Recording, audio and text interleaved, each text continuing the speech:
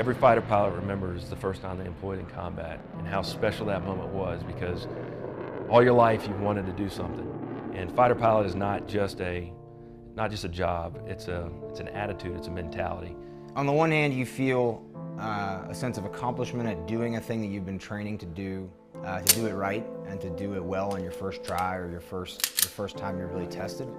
On the other hand, you are, for the first time in your life, dealing with situations that are matters of life and death for people. You realize how ops are different here in a deployed environment than they are back home. But you've never really had the experience to try your hand at any of those. You know, how do you deal with responsibilities that you might have around here that aren't the same as back home? I grew up very quickly based on some of the deployments I did when I was a younger aviator in my career. It all boils down to a handful of sorties to where you make a difference, you personally make a difference, your flight makes a difference. Guess what? Mission announced. VFR. Alright.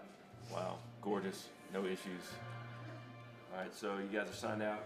Done your caps. Some of the situations that you hear about and you hope you never find yourself in. I was flying with Hollywood.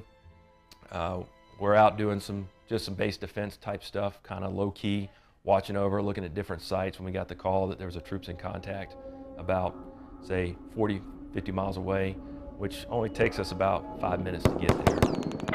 Be advised, we just had a medevac, multiple Americans wounded. We checked in. These guys are obviously, they're screaming. They had taken casualties. As soon as I key in the frequency to go to talk to the JTAC, you can hear the screaming in the background. You can hear the bullets firing in the background. You can hear him breathing heavy because he is running. We heard the dreaded words, danger close, which meaning we're going to be employing, in essence, right in the middle of their fight. The comms were terrible. I don't know if it's because his antenna's bouncing around as he's running down the streets trying to avoid fire, but I'm getting half of it. Hollywood's getting half of it. Well, our guys are getting shot up. We need those buildings dropped now.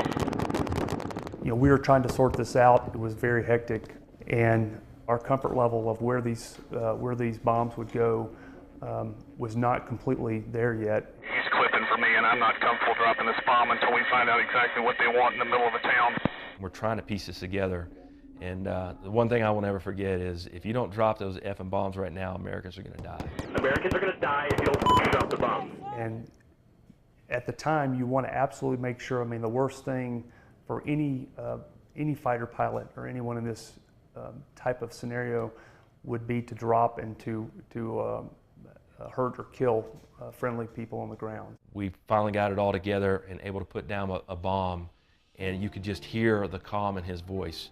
Nice, sir. Good effect. And it was a big sigh of relief. We landed and were met by the squadron commander.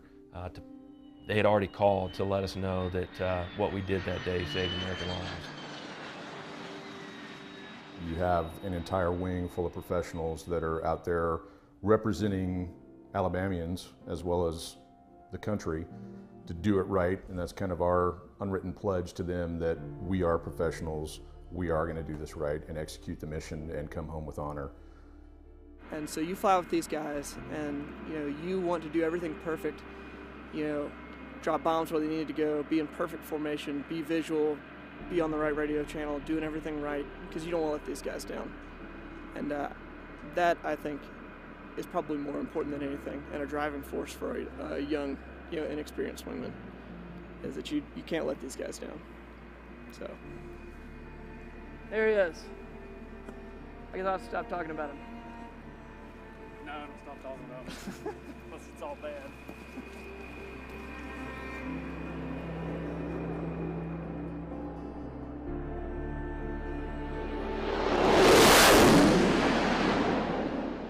That's what we want, is for the young guys to look up to us, to see us doing it right. So obviously that's incumbent on us to make sure that we set a good example, do things right as much as possible, and then that's the example that they see, and then they strive to also do at least as well, if not better.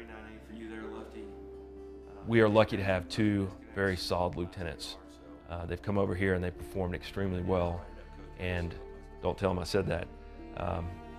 that level of confidence of being here after the first time that they got to employ in true combat and the first time they take off over enemy territory, knowing that in this single engine aircraft, if I take a bird, if I have an oil problem, I might be dropping down into enemy territory and it's going to be a while before I'm picked up.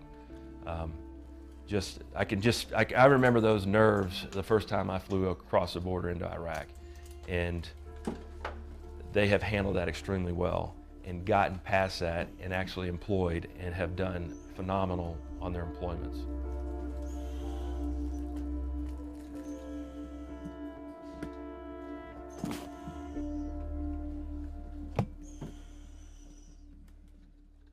The first time I stepped to an F-16 by myself was an amazing experience. To be walking out to a jet, essentially holding the keys to the aircraft by yourself, no one with you to keep an eye on you. And now to be doing it here in combat is an incredible feeling of responsibility. Certainly I am reminded often personally of the fact that I graduated pilot training only 2 years ago. I graduated F-16 training a year ago, and now here I am doing it for real. It feels like a lot of responsibility, and it's an honor to be given that and to be entrusted with it. So, I mean, this jet is amazing, and I'm going to be in charge of it tonight, so you got to do everything right. Hey guys, what's up? The experiences that Split and I have gained over the course of this deployment are ones that you can only gain on deployment. Be it the flight hours, be it the working with JTACs, be it the comm problems that you have with the high terrain around here. Those are things that you can talk about back home, you can train to back home, but the state of Alabama is a pretty flat place. We certainly don't have any 18, 20,000 foot mountains around there, disrupting your comm, disrupting your line of sight. And so you take away experiences from here that you can't simulate very accurately back home. And having gone out here, having had the opportunity to actually work with guys on the ground, to make a difference in people's lives, to drop ordnance and to make strafing runs that are going to ensure that people go home to their families is a pretty awesome experience. Good hit, good hit. Everybody's been there as a lieutenant, and so to see those guys, knowing when they come back and the training they get and the experience they get, they're going to do well.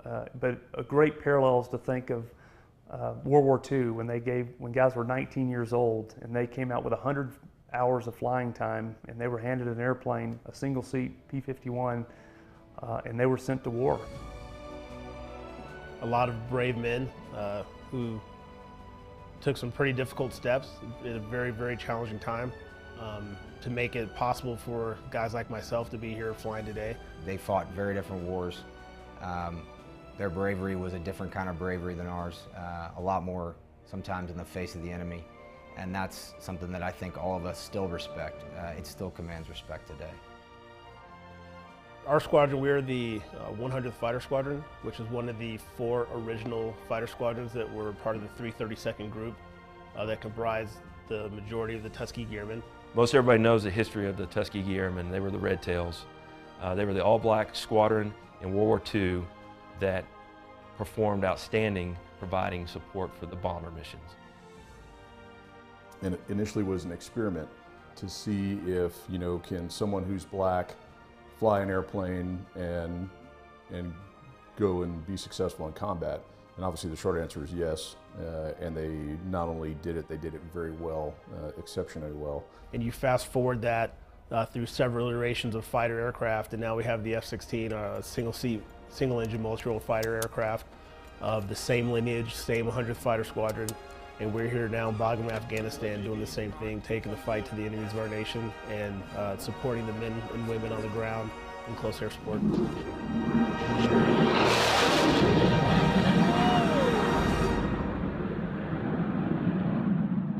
One thing that I think this unit is very good at is stressing that there's a particular standard that needs to be met, And then within the squadron itself, as far as doing their particular jobs, everybody also understands that their piece is a critical niche of everything that goes on for the squadron and in the squadron. I'm proud of what I did over here, and I know everybody else is too, because a well-maintained aircraft always makes the pilot feel more comfortable when they're flying, feel safer, and makes them feel like they can get their job done better in a safer manner. The bottom line is they all understand what it means to be professional, and they are the ones who are motivated to perform that way. They know what their jobs are, they know how to do them and do them well. There's always a legacy to uphold, but there's also your own legacy that you leave behind. What you do now reflects your life later on in the future. And it's all part of being from the South. It's part of our pride to let people know that the state of Alabama was here and to leave a good name and to set the standard high for the other units to come in and fill in behind us. For me personally, coming over here for 6 months, away from family, has been a challenge, and it really makes you reckon with what it means to serve and what it means to be willing to answer your country's call to duty.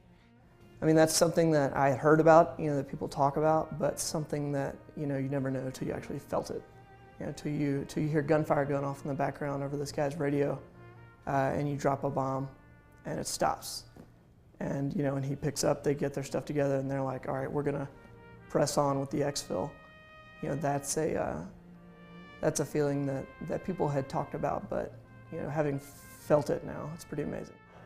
I think when guys looked up and they could see P-51s supporting them, the P-51 obviously did ground attack. When they could hear that P-51 coming overhead, I'm sure those guys on the ground, which had incredibly unfavorable odds on any given day that they went out to go fight, it made a difference in their lives. The F-16 and the role that we perform today, and specifically the role we perform in Afghanistan, which has to do with close air support, supporting U.S. coalition Afghan forces on the ground, the airplane is the difference. I mean, we own the sky. I think they take great pride not only in the close air support that the original Red Tails performed, and I think this unit takes that performance and that combat record to heart, and they're not going to do anything to taint that record. But they definitely came here, wherever it emanated from, they came here with a sense of purpose. And their sense of purpose was to represent their unit, their state, and their nation and their Air Force incredibly well. And you can see that very, very conscious of the character of their service and the character of their performance. The Tuskegee Airmen had to battle a lot of different things in order to be fighter pilots, not just learning how to fly and learning how to employ a fighter aircraft in combat, but they also had to overcome all the racial tension and stereotypes that existed in America. But at the end of the day, the most important thing was what kind of pilot were they, what kind of excellence did they have, how did they fly the mission, how did they fight, and that's what truly determined the success for those 996 airmen who graduated the Tuskegee experiment. And the exact same thing holds true today with Split and Lefty. Everything that they do is going to be heavily scrutinized, and at the end of the day, as long as they meet or exceed the standard of the 100th Fighter Squadron, then they will continue to be successful here, and they will continue to do well. And I have every confidence in both of those young men that they will do just that.